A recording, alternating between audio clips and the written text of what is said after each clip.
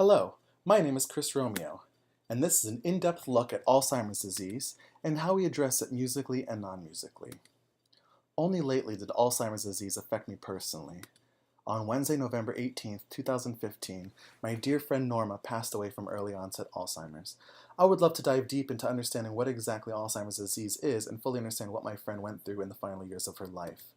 Another reason is I would love to be a music therapist that works for a hospice. Understanding Alzheimer's would be ideal as it is one of the many diseases that affect the elderly. It is considered to be one of the most devastating diseases of middle and old age people. It is the fourth leading cause of death among elderly United States and affects 4 million adults and claims an estimated 100,000 lives each year. So this is a very serious disease that I feel is very important to know about. So what is Alzheimer's disease? It is a type of dementia that causes problems with memory, thinking, and behavior. It is the most common form of dementia. It is not a normal part of aging, and it will continue to worsen over time. It is the sixth leading cause of death in the United States and fourth among the elderly population. I guess in order to fully understand Alzheimer's, we need to take a quick look at what dementia is. Dementia is a chronic or persistent disorder of the mental process caused by brain disease or injury and marked by memory disorders, personality changes, and impaired reasoning. Of all the definitions I came across, I absolutely love the one I found from Google. Dementia is a general term for decline in mental ability and can be severe enough to interfere with daily life. It is not a specific disease, rather an overall term that describes a wide range of symptoms. So back to Alzheimer's disease. Alzheimer's causes a steady, gradual decline in cognitive function due to structural changes. It is always fatal, and death occurs anywhere from 3 to 20 or more years after onset, with an average between 4 and 8 years. Brains affected by Alzheimer's exhibit neurofibrillary tangles and neuritic plaques in areas of the brain responsible of memory and cognitive function. If you take a look at the image on the left, the far left brain scan, with all the reds and yellows, shows normal function, whereas a scan on the right shows an Alzheimer's patient, and all the blues is not normal functioning. So we can see how much of the brain the disease has deteriorated.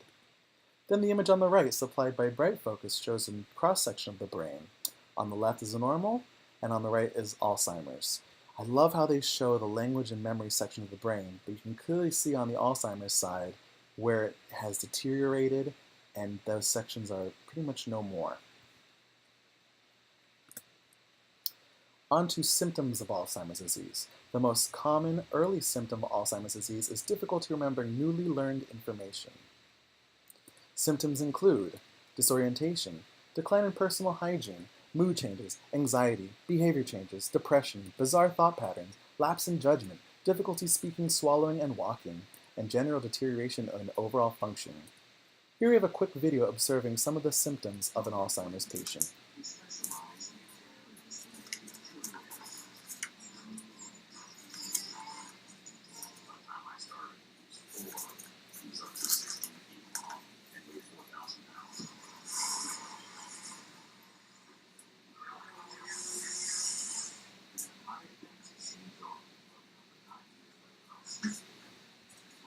That, no, that doesn't go in the toilet.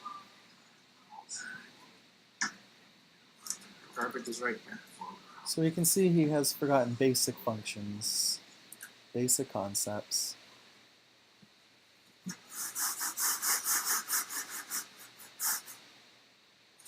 Dad, don't use your hands in there, please.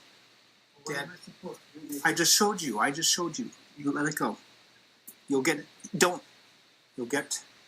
sick. What are you looking for? Well, behind the hamper, what were you looking back there for?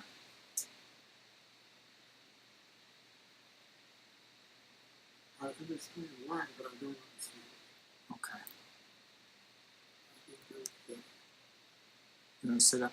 So we could see he's not even fully understanding the words that are coming from his son. Next, we will take a look at the causes of Alzheimer's disease. Currently, the cause of Alzheimer's disease is unknown. Some theories include genetic link, abnormal protein deposits in the brain, environmental factors, and a toxic byproduct of a cell protein that damages and kills or cells in the process of forming plaques. Some less common untreatable causes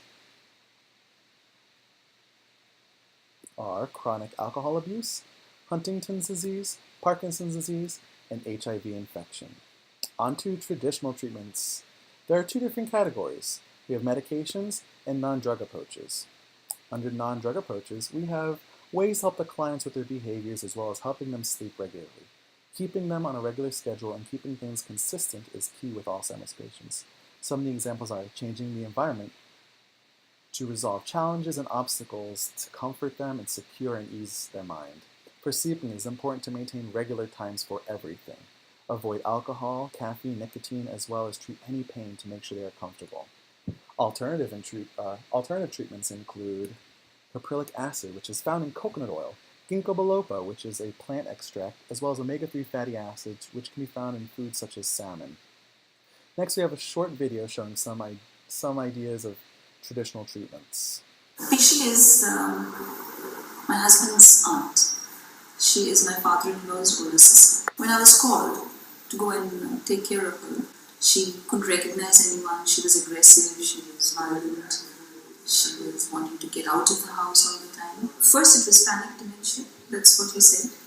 But he also said she has Alzheimer's. She was at a stage where there was repetition, so there was loss in her short-term memory, there was confusion, she was agitated, there was some amount of hallucinations, her attention and concentration had gone down. She loves to have Marina at home. She really looks forward to the visits. We play games, word games and number games. When she came, she couldn't read a newspaper. She couldn't read anything. Today she reads the newspaper every day. She spends at least an hour with the newspaper. She could total 5 plus 3. Today she's able to do 3 digits. We play word games with Pishi because her language and comprehension abilities are intact, but she has issues in word retrieval or her naming memory is affected. She has put few alphabets here and I'm just trying to make some words. I have done near, N-E-A-R, then, R-A-N, E-A-R. Pishi is Dr. Smriti Biswas. We all call her Pishi because it means boy. She is diagnosed with Alzheimer's and we are doing dementia care with her. She takes a very good care of you. She always asks whether I'm alright, whether, I shouldn't say motherly feeling, but that kind of things that she's here to take care of. We've worked with Pishi for about a year now and we have achieved a kind of plateau in her behavior where her symptoms have stabilized. One of the key things that we have done with Pishi is structuring her day. So we have fixed a routine so that she knows that she has to get up at a certain time, have her lunch at a certain time and read the newspaper at a certain time and so on. So we can see how important it was to structure a day and to keep things pretty consistent. Now taking a further look at the medications that help Alzheimer's patients. The first one we have is cholinesterase inhibitors. There are 3 different kinds on the market. The 3 kinds are donepezil, rivastigmine, and galantine. They are used to prevent the breakdown of acetylcholine, which is a chemical messenger important for learning and memory. They also support communication among nerve cells by keeping acetylcholine levels high. Side effects include nausea, loss of appetite, vomiting, and increased frequency of bowel movements. The other main medication for Alzheimer's patients is memantine. It is used for regulating the activity of glutamate, which is a different chemical messenger involved in learning and memory. Here we have a diagram from Medscape showing the metamine regulate the activity of glutamate. Metamine also helps to improve memory loss, improve intention, improve reasoning, improve the ability to perform simple tasks, and improve language. Side effects include headache, confusion, constipation, and dizziness. Knowing my grandmother, she would not want to take any medications. She hates all the side effects and has been able to lower her cholesterol, blood pressure, and rid her body of cancer cells by means other than medication. Along those lines, I feel music is a great medium to facilitate therapy, especially for Alzheimer's patients. Music therapy is able to shift moods, manage stress-induced agitation, alleviate pain, simulate positive interactions, express feeling, facilitate cognitive function, enhance memory, coordinate motor movements, and improve communication. A person's ability to engage in music, particularly rhythm, playing, and singing, remains intact late into the disease process because, again, these activities do not mandate cognitive function for success. So from this quote, we can see that music will be great for all stages of Alzheimer's. Now we'll take a look at music therapy approaches for Alzheimer's patients. During early stages, some approaches are to get out of the house and go dancing, encourage an individual who played an instrument to try again, as well as compile a music history of favorite recordings. In early and middle stages, we can use sheets or karaoke players in order for the individual to sing along with old-time favorites. In middle stages, one approach might be to use background music to enhance the mood. And then at late stages, we can participate and sing along with old standards that you know they're going to know, as well as drumming and other rhythm-based activities. Next is current research related to Alzheimer's disease. This is the Bird Alzheimer's Institute at my alma mater, the University of South Florida. It was founded in July 1st, 2002, and began an ambitious national research movement to help stop Alzheimer's disease by 2025.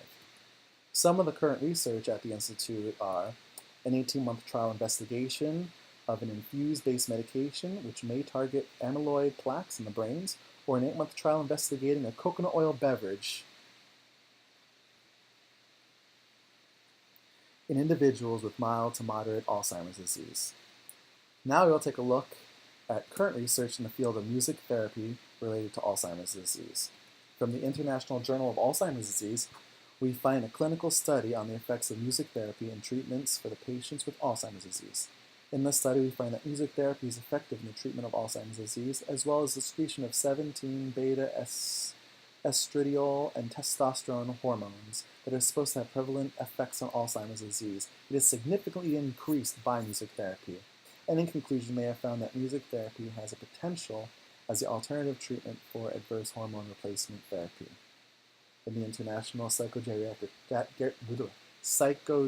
Association, we find a study trying to prove that music therapy is a potential non-pharmacological treatment for the behavioral and psychological symptoms of dementia. The great thing about this study is that it was a large group. It was larger than most studies that we've come across, as well as had a control group. They found that the patients responded better in the music therapy sessions and reduced activity disturbance, aggressiveness, and anxiety. In conclusion, they found that music therapy is a safe and effective method for treating agitation and anxiety in moderate, severe Alzheimer's disease. This is in line with the result of some non-controlled studies on music therapy and dementia. Here I have a quick video showing music therapists in action with Alzheimer's patients. Sad music soothes the savage beast. Come Force Lisa Jaffe reports it turns out a favorite song can also calm even the most agitated Alzheimer's patient. Hey, good looking. Fuzzy memories focus when Cora Freeberg hears a familiar song. Hey, I know that now.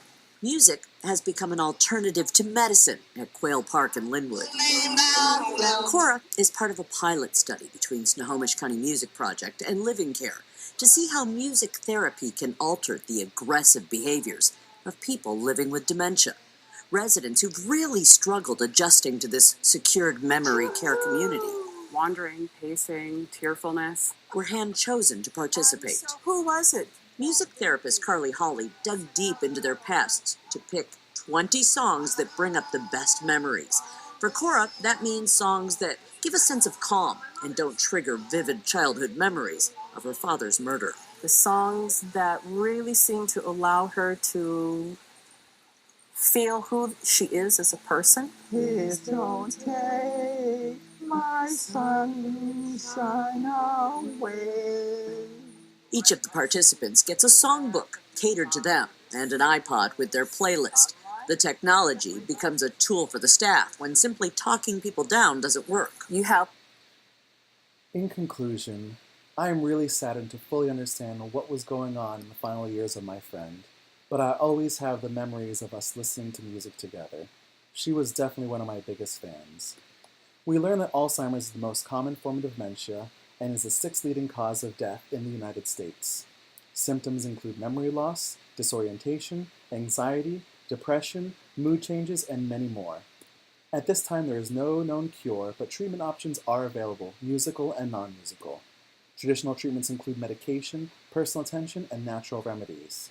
but music therapy can be utilized to help symptoms such as anxiety, depression, motor skills, and many more, all with the power of sound and rhythm, enriching their lives and slowing the progression of this horrible disease. Here is a list of my references, and I thank you so much for joining me today.